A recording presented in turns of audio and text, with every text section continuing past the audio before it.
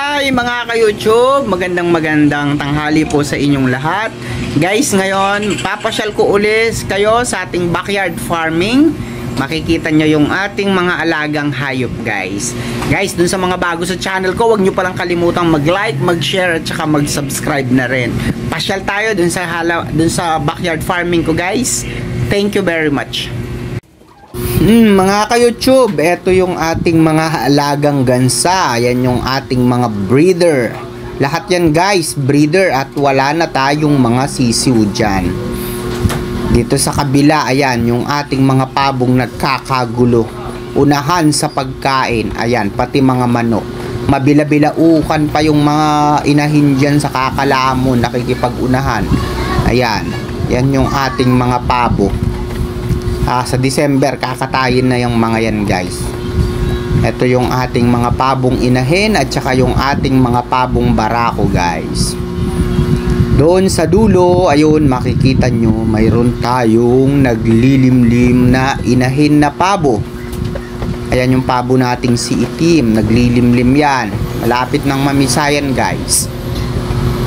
Ito yan, mayroon akong puting kalapati dyan guys. Ayan, dito tayo sa kabila para makita natin ang maganda. Ayan, may sisiw yan, nagpapakain yan, kaya manginig-nginig yung katawan yan.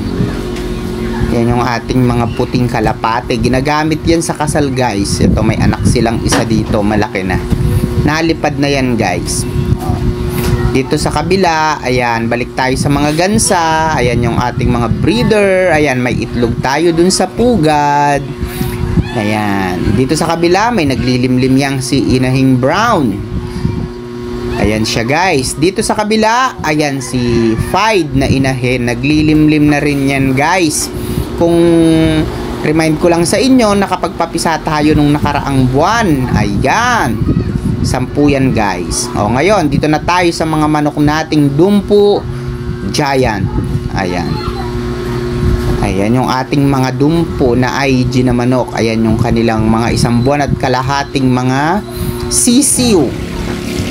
Guys, ang sarap nilang kumain. Ayan, yung mga sisiw may gray dyan. O diba?